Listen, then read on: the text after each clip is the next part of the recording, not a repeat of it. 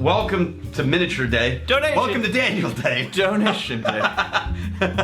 Where we get Daniel-sized bottlings.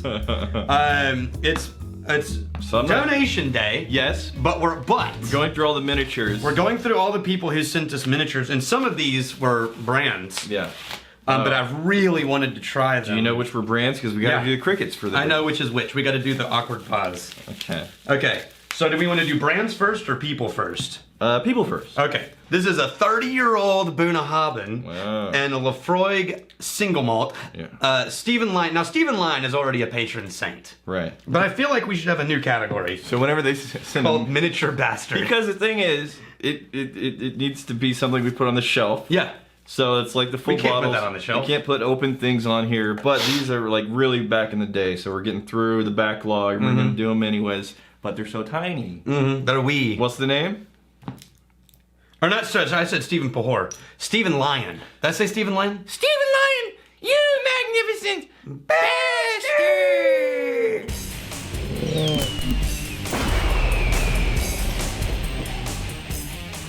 This is Laphroaig's 30-year-old Holy crap. single malt Scotch whiskey from Stephen So Lyon. two different 30-year-old whiskeys. Yeah, man. So here's his note. You ready? You open these. Which, admittedly, I'll give you the knife. Admittedly, Stephen, Finish that one, would you? this much of the 30-year-old whiskey That's a lot. is worth like more than most of the Yeah, bottles. that's true.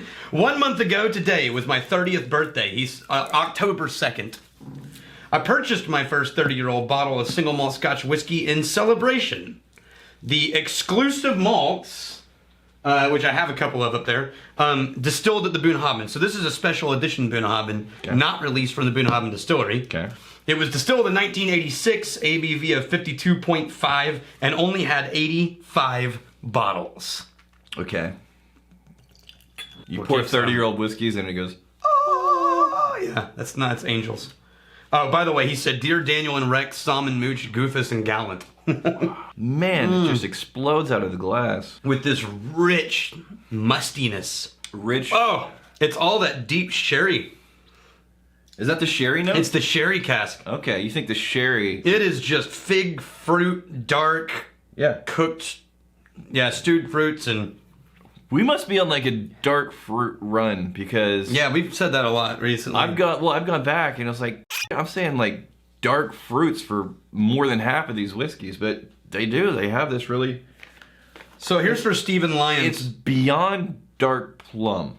Yeah, way beyond that. Yeah. That dark plum is light compared to this nose. It's light darkness, if that's Mixed with like leather and wood polish Wow, man, this is one of those whiskeys where I could just smell, for days.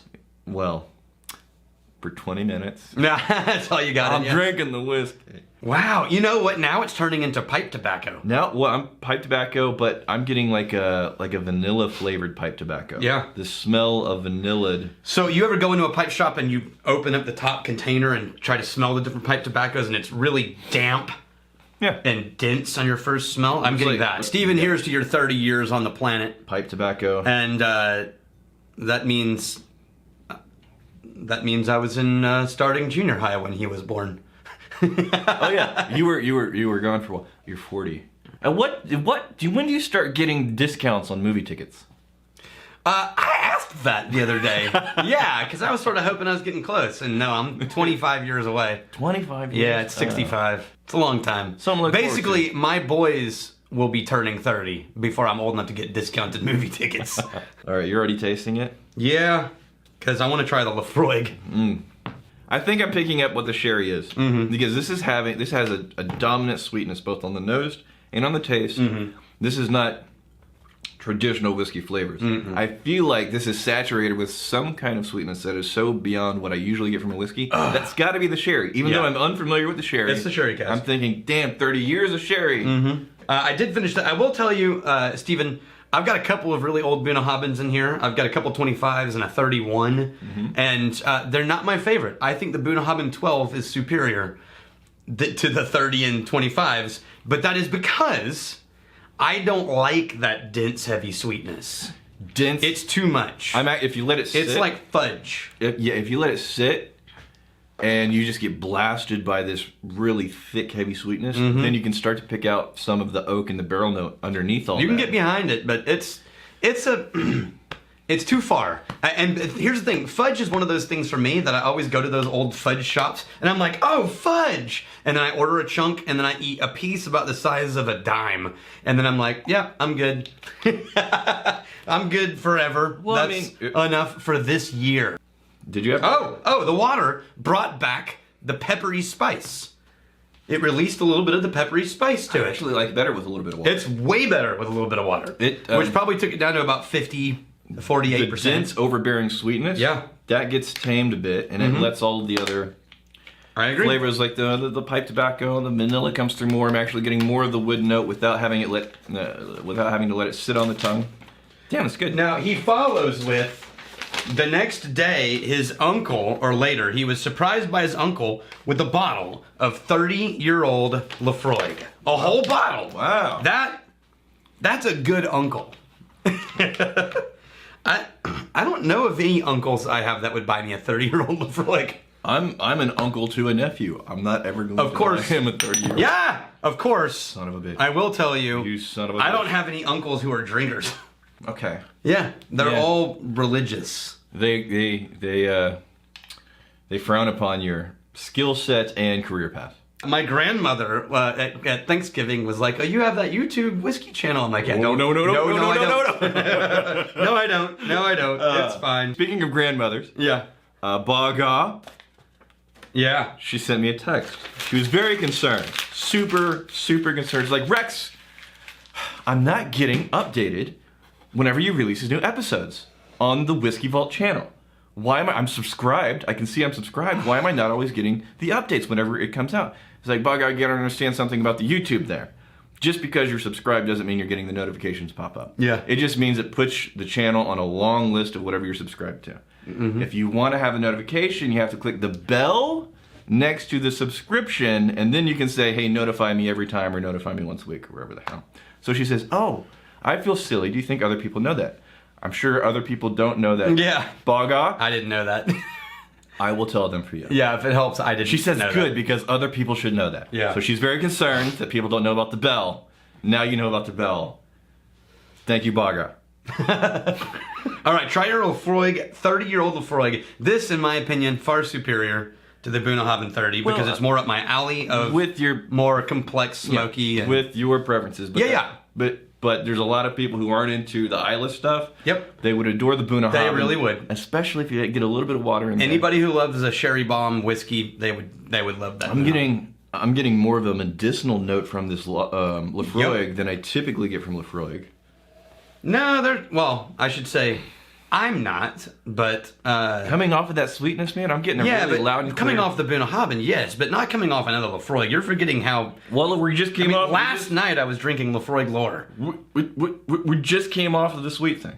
Yeah, There's more of a medicinal note than I remember from Laphroaig. yeah. Pull me out the lore. Okay, now that's the Lore, and that's subtle comparatively. Oh, yeah. See what I mean? This is way more mild. Wait. It's slightly sweeter. This is mild? Are you talking about the medicinal note? Yeah, just the medicinal note is a little more subdued in this 30. I don't know. It's man. like the edges have been sanded down slightly. I don't know. It's still Laphroaig. There's no question this is Laphroaig. No, I'm talking about the comparison of the medicinal note here. Your medicinal note is not my medicinal note. Yeah, evidently. Any bit of pokiness, any bit of sharpness, That Lore is way sharper. compared to the 30-damn-year-old version, hell yeah, it is. Yeah. Anything's going to be sharp compared to that. Yeah. The 30 is going to be just a lot more thick and rich and intense, which is what you get from age. And then it's been in there long enough that it still has that density of character with all of the notes that you love with it's so Laphroaig, good. but it's rounded off all the sharp edges. Yeah. Dense, rounded It's off. a broken-in leather chair. Am I getting more of a briny smokiness in this? Mm-hmm. Because Yeah, but it's not a it's rich smokiness, like from grilling, as opposed to just from a fire. so Right? it's more savory and like a Yes. smoked ham Yes. So think of the difference between, you can tell when your neighbor started a fire for the first time this year. Right. You can also tell the difference when he's grilling in the backyard. Yeah. This is more of the smell of grilling in the backyard. Right. That's more fire from the fireplace. That one, your uncle did you well, my friend. Yeah. Did you add water to it? Mm-hmm. No? It just made it a little bit more round. I thought it was going to bring out oils. It didn't bring out oils for me. Okay. It sort of smoothed all the weird edges. That's not a damn, that's a good whiskey. That's a damn. Damn. That's a brandy damn. Damn. Damn. Okay, so this is a blended malt whiskey of Scottish and English whiskeys. Okay. This is from the company. Yeah. You having a moment? Well, it's from a rep. Oh. So we have to have our awkward, uncomfortable pause. What's the rep's name? Karen Ripley. Karen Ripley, you whiskey sending rep, here is your moment of awkward silence.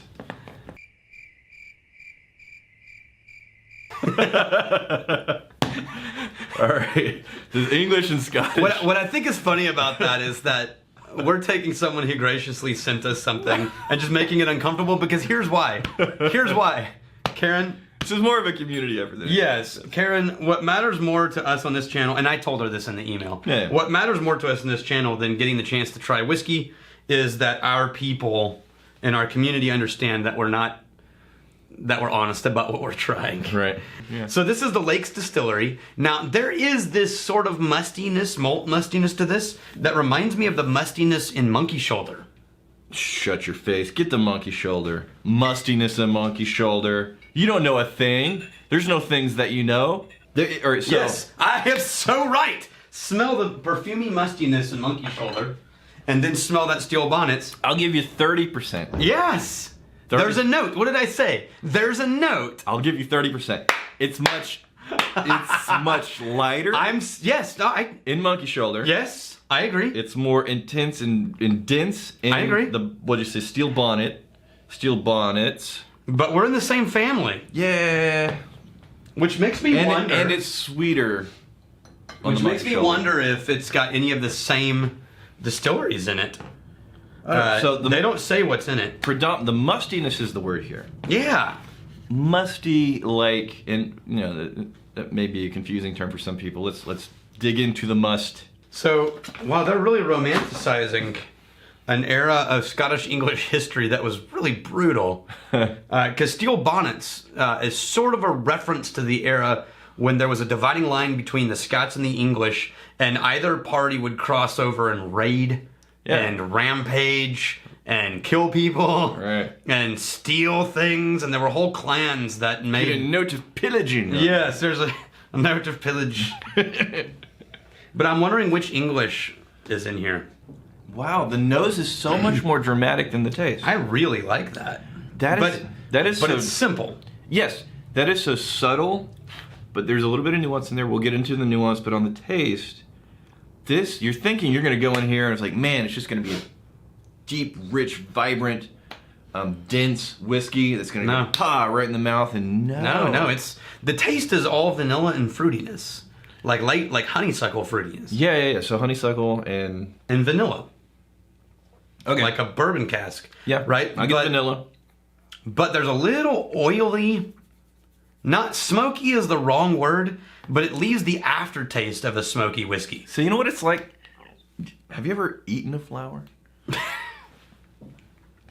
Like that little bitter...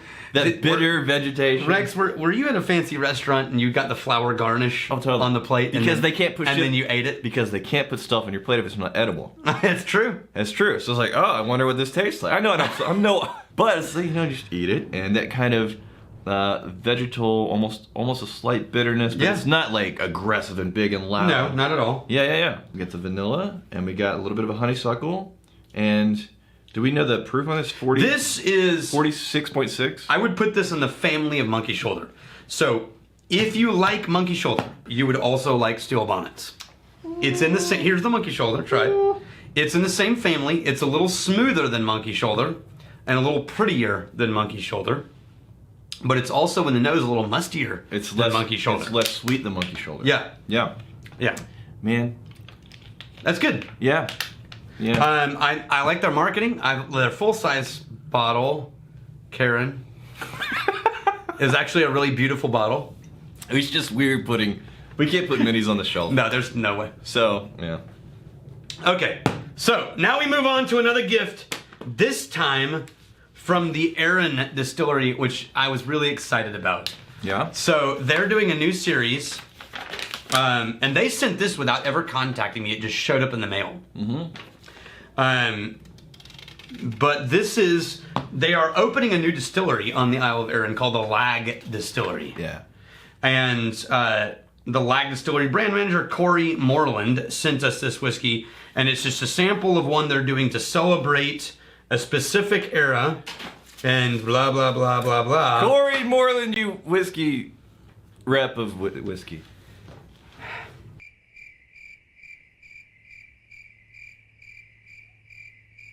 Okay, so this is a Brodick Bay 20-year-old Arran. Okay. Ooh, now remember, Arran is largely unpeated malt. Yes. They only release one peated edition. Well, they release a peated edition called Macrimore. Have you been working on your pronunciation? No, but I'm told that's how you pronounce it. That smacked of effort. Did it? Macrimore. Macrimore. Yeah, Macrimore. M-A-C-H-R-I-E. Macri. How would you pronounce it?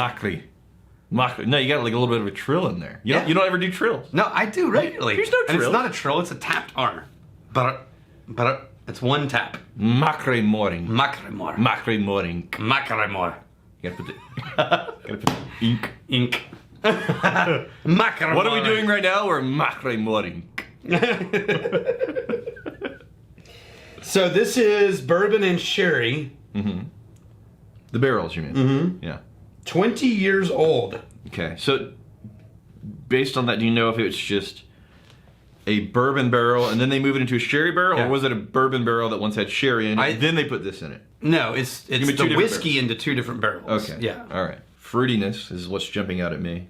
Yeah, it really is the fruitiness that's jumping out. Yeah. I thought it would be the sweetness and it is sweet in the nose. No, it's fruity, so there's going to be an element of sweetness there, but That's really good. That's friendly without any of the boring complexity. you know what that is? Lack of complexity.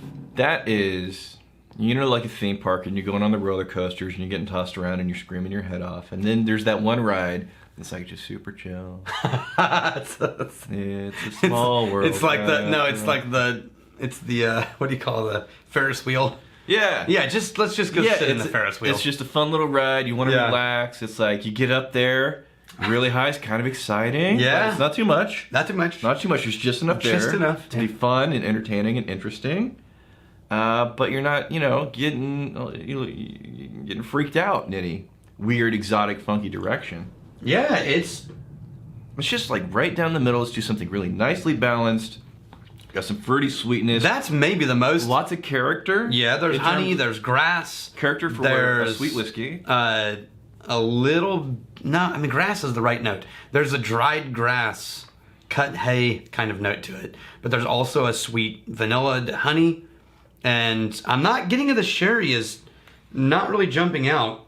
So, this is one of those whiskeys where the taste, the sip, the drink actually has a little bit of a progression.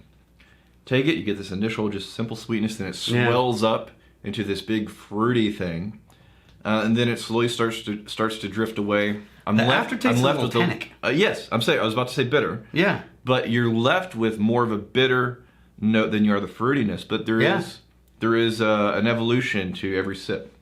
Yeah. It's not just... It changes. Yeah. And that, of a whiskey that's that approachable, that's impressive. Yeah. Damn good choices on this one. Do we know what the proof is on that? Because it's like 40, almost 50% alcohol. But it doesn't taste like it. No, but I don't think you're going to be able to get that much. If they had proofed that down to 40, this would have been one of the most boring whiskeys on the planet. This needed to be near 50. to get that level of character out of these notes. This is a whiskey that needs time to sit in the glass and open up. Here's to fighting, stealing, and drinking. If you fight, may you fight for a friend. Steal, may you steal a lover's heart. And if you drink, may you drink with us. Hey, thanks for hanging out with us in the Whiskey Vault. Don't forget to throw in a like, hit that subscribe button on the bottom right, and drop a question or comment down below.